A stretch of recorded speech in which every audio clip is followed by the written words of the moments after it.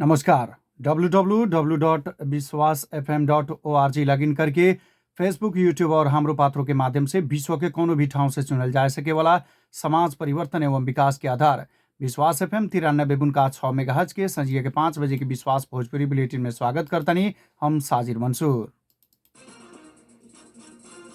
विश्वास भोजपुरी बुलेटिन के शुरू कैल जाऊं मुख्य शीर्षक सबसे।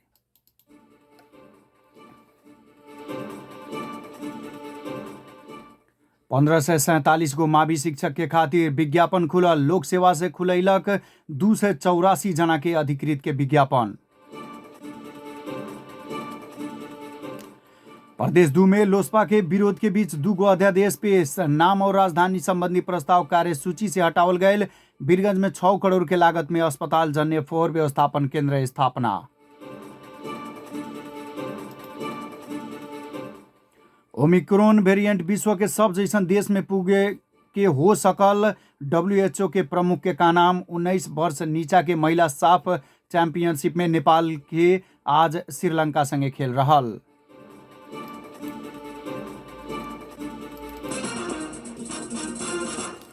अब समाचार विस्तार में।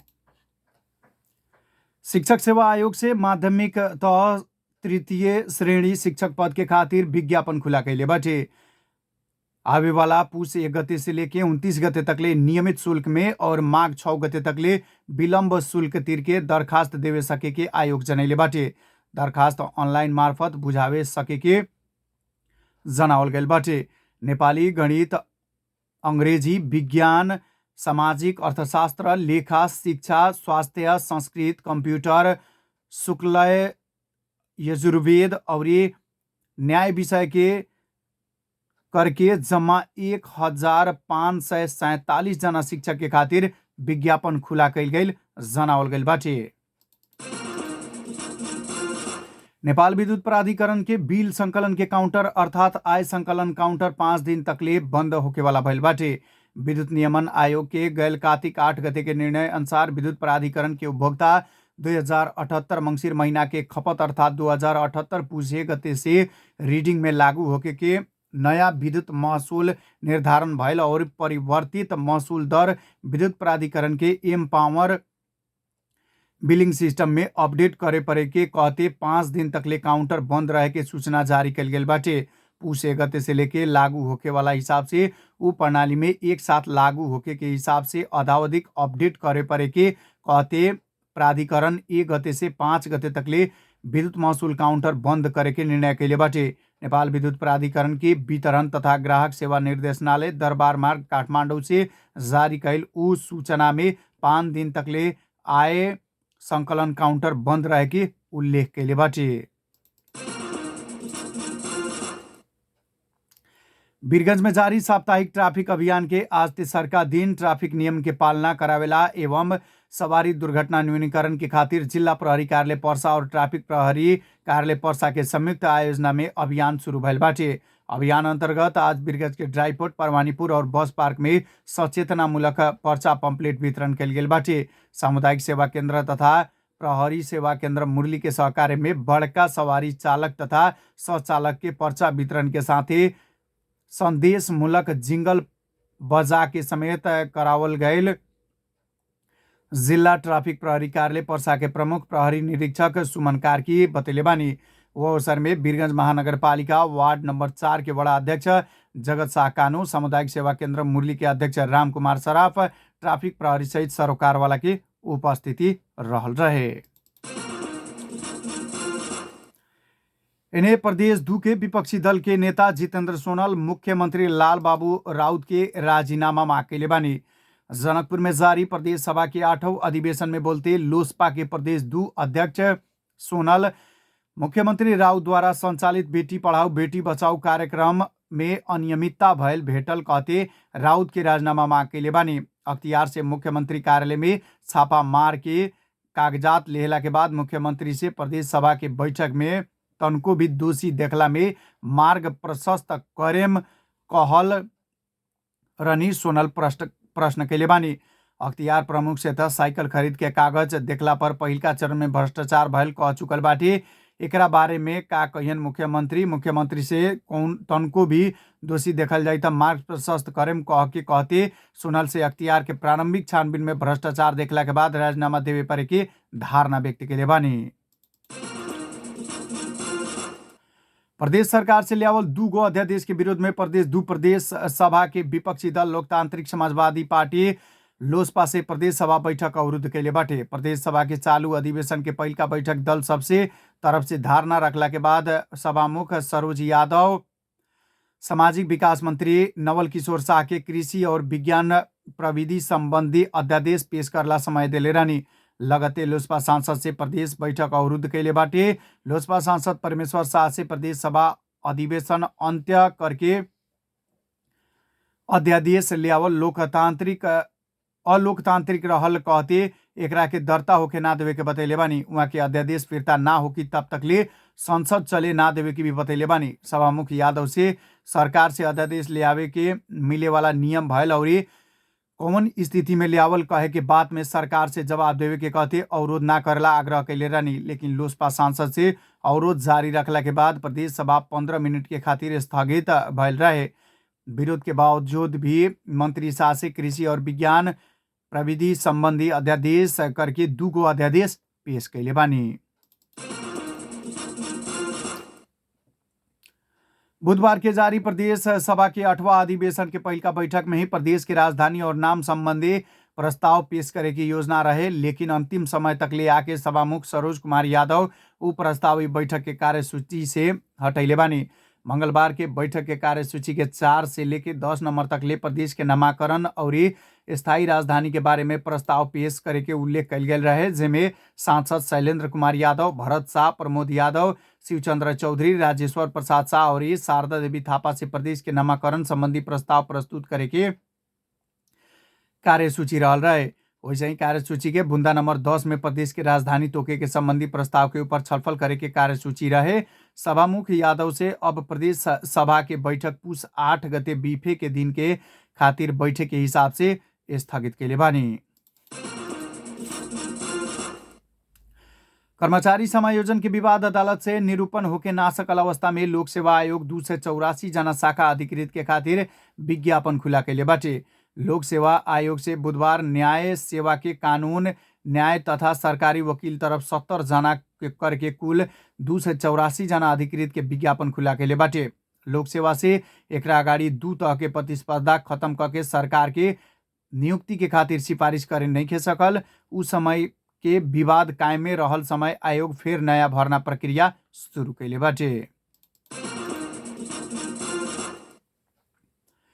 वीरगंज महानगरपालिका से 6 करोड़ से बेसी रकम खर्च करके अस्पताल जन्य फोहोर व्यवस्थापन केंद्र तैयार कैले बाटे। 6 करोड़ 22 लाख रुपया में तैयार कैल green house hospital waste management centre में वीरगंज में संचालित अस्पताल, क्लिनिक और लैब से निकलल फोहोर व्यवस्थापन करे वाला बाटे। सेंटर के उद्घाटन करते वीरगंज महानगरपालिका के प्रमुख विजय सरावगी से अस्पताल जन्य फोहोर व्यवस्थापन के खातिर सेंटर स्थापना करके महानगर बड़का उपलब्धि हासिल कैल दावी कैले बानी। नगर में फोहोर व्यवस्थापन केंद्र निर्माण करेला अमृत जलुकेनी जेबी बालाजी काठमांडू संगे ठेका समझौता भयल रहे। महानगर के योजना शाखा के इंजीनियर प्रकाश अधिकारी के अनुसार अस्पताल जन्य फोहोर के प्रभावकारी ढंग से व्यवस्थापन करे के उद्देश्य से सेंटर तैयार कैल गेल सनैले बानी। अस्पताल जन्य फोहोर व्यवस्थापन के खातिर हमनी से प्रयोग कैल प्रविधि भयल ग्रीन टेक्नोलॉजी हुए। इंसिलेटर प्रविधि में धुआं आई कह के एकरा से वायु प्रदूषण करी। ग्रीन टेक्नोलॉजी में वायु प्रदूषण भी ना हुई, एनर्जी भी कम खाई, इंजीनियर अधिकारी बतैले बानी।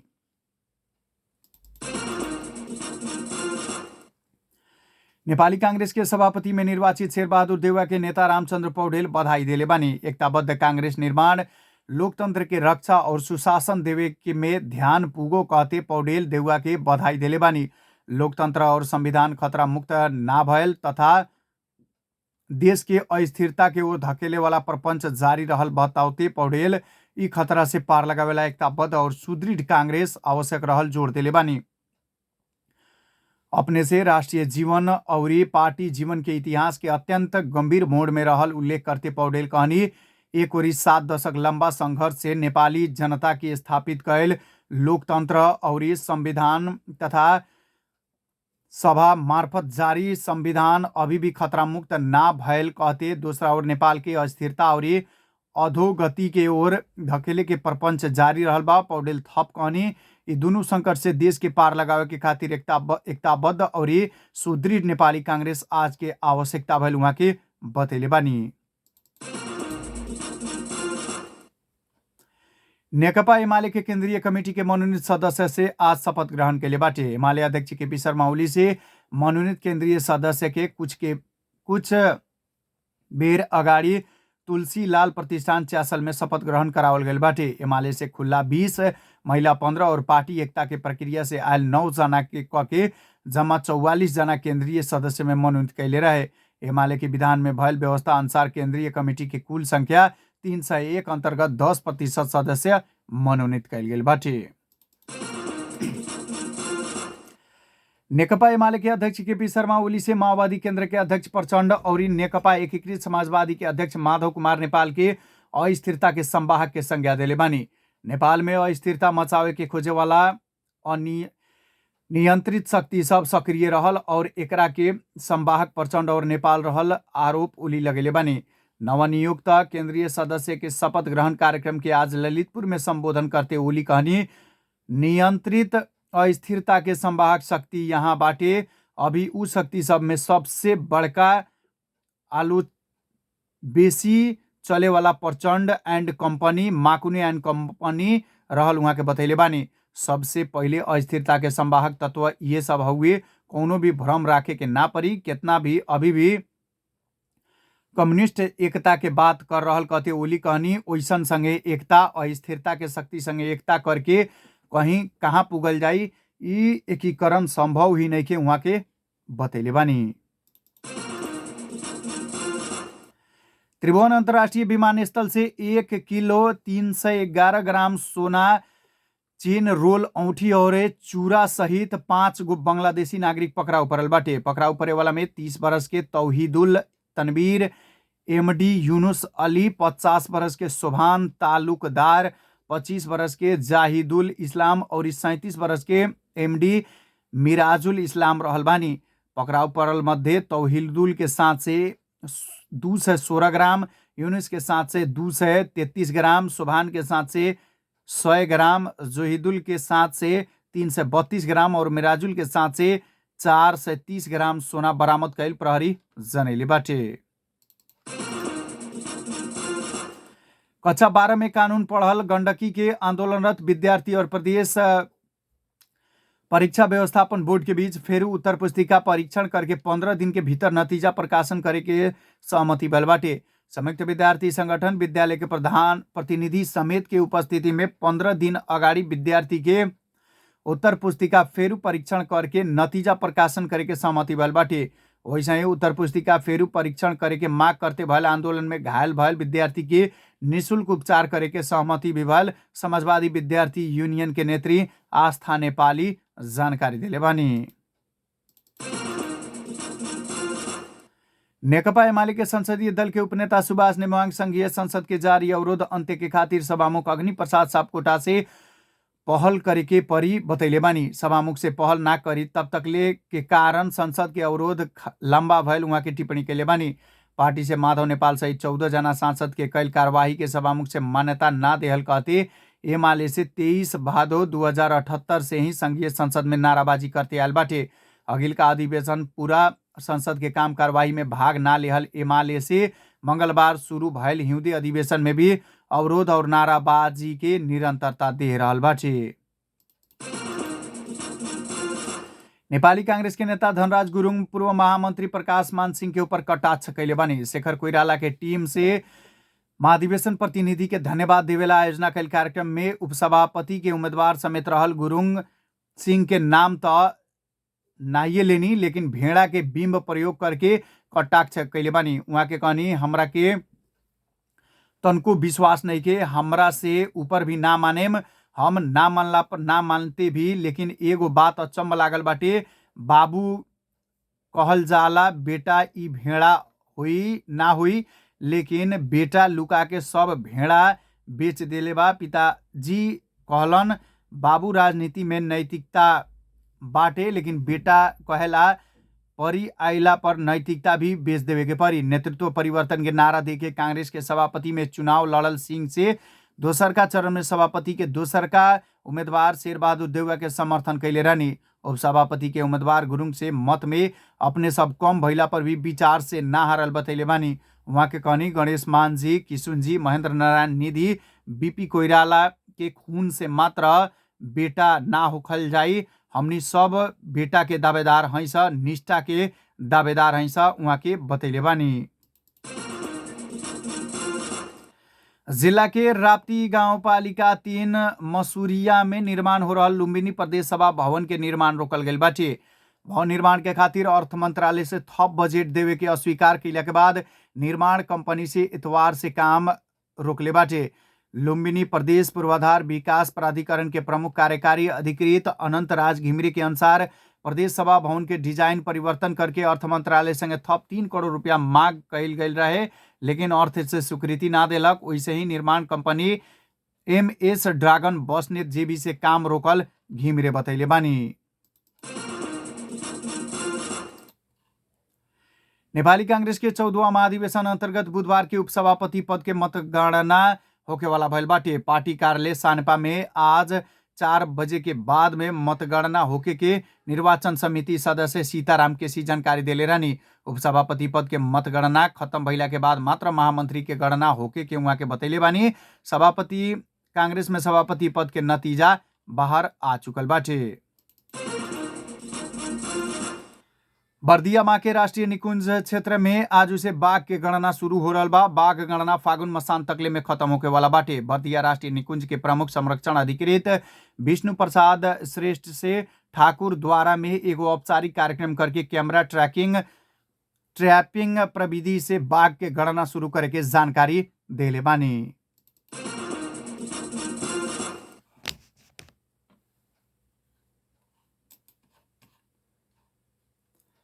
आगामी 6 महीना में बाल बालिका के खातिर भी कोरोना विरुद्ध के खोप सार्वजनिक करे के सीरम इंस्टीट्यूट ऑफ इंडिया जनैले बाटे।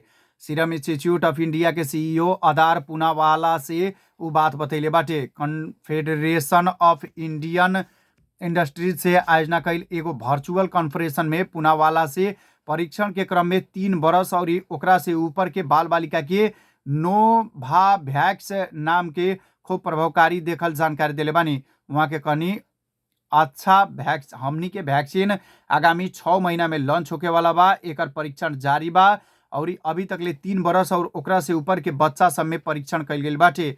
ओकरा परिणाम अच्छा देखल गए वहाँ के बतैले बानी।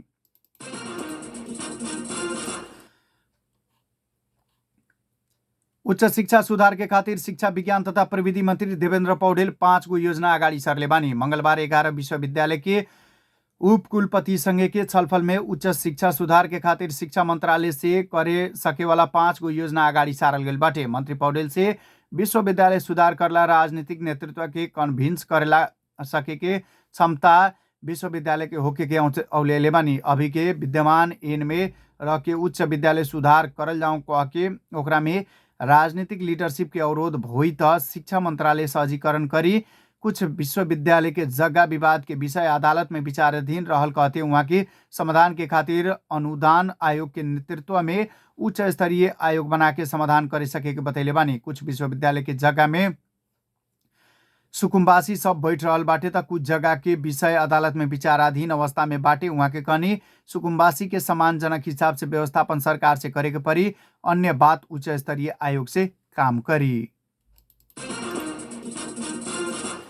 गृहमंत्री बालकृष्ण खाँड प्रधानमंत्री एवं नेपाली कांग्रेस के नवनिर्वाचित सभापति शेरबहादुर देउवा से पार्टी में सबके मिला के ले जाए के विश्वास व्यक्त कैले बानी। सवेरे सभापति के मत परिणाम सार्वजनिक भइला के बाद संचारकर्मी से संक्षिप्त प्रतिक्रिया देते गृहमंत्री खाँड देउवा में सबके मिला के ले जाए वाला विशेष क्षमता रहला से पार्टी में आगामी दिन में सहज और सुदृढ़ ढंग से अगाडि बढ़े के विश्वास व्यक्त कैले बानी।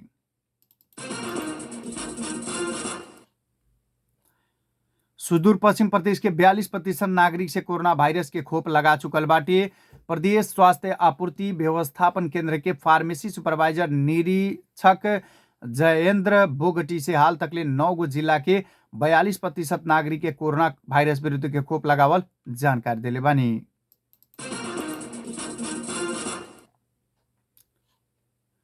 अब अंतर्राष्ट्रीय खबर। विश्व स्वास्थ्य संगठन WHO से नया कोविड वेरिएंट ओमिक्रॉन विश्व के बहुत जैसन देश में पुग चुकल हो सके के अनुमान के लिए बाटे। अभी तकले 77 गो देश में ओमिक्रॉन वेरिएंट पुगल बाटे। ओमिक्रॉन बहुत ही उत्परिवर्तित वेरिएंट भइला से तीव्र गति में फैल रहल और देश में भी पुग होके सके के WHO के प्रमुख डॉक्टर टेड्रोस एडहानोम गेब्रेयस बतैले बानी। अब खेल खबर। 19 बरस नीचा के महिला साफ चैंपियनशिप के दोसर का खेल में नेपाल आज श्रीलंका संगे खेल रहा बाटे। खेल बांग्लादेश के राजधानी ढाका में रहल वीर श्रेष्ठ शहीद सिपाही मुस्तफा कमल स्टेडियम में दिन के 4:45 बजे से अभी शुरू भइल बाटे। नेपाल से पहिल का खेल में बांग्लादेश संगे बराबरी खेलले रहे। श्रीलंका, भूटान और भारत संगे समान 5-5 गोल से पराजित भइल रहे। उपाधि दावेदार मानल नेपाल के आज के खेल जीते परे के दबाव रहल बाटे। खेल खबर संगे हमनी खबर के अंत में बानी छ, लेकिन विदा मांगे से पहले अभी तक के प्रसारित समाचार के मुख्य शीर्षक फेर एक बेर। 1547 को मावी शिक्षा के खातिर विज्ञापन खुला भई। लोक सेवा से खुलैलक 284 जना अधिकृत के विज्ञापन। प्रदेश 2 में लोसपा के अवरोध के बीच 2 गो अध्यादेश पेश। नाम और राजधानी संबंधी प्रस्ताव कार्यसूची से हटावल गए। वीरगंज में 6 करोड़ के लागत में अस्पताल जन्य फोर व्यवस्थापन केंद्र के स्थापना। ओमिक्रॉन वेरिएंट विश्व के सब जैसन देश में पुगल हो सके के WHO के प्रमुख के कहना। 19 वर्ष नीचा के महिला साफ चैंपियनशिप में नेपाल से आज श्रीलंका संगे खेल रहल। हौस तो इंटरनेट ऑनलाइन के विश्वास FM.org, यूट्यूब, फेसबुक और हाम्रो पात्रों के मार्फत संसार भर एक साथ प्रसारण हो रहा समाज परिवर्तन एवं विकास के आधार विश्वास FM 93.6 मेगाहर्ट्ज के संजिए 5 बजे के विश्वास भोजपुरी बुलेटिन अभी खातिर इतना ही। फिर बिहान सवेरे 5:25 बजे विश्वास बयानी खबर सुन सकेम। तब तक के खातिर प्रविधि की ओर से साथ दे रहा प्राविधिक मित्र संगे हम साजिर मंसूर के विदा दी। सुनते रहें विश्वास FM 93.6 मेगाहर्ट्ज। नमस्कार।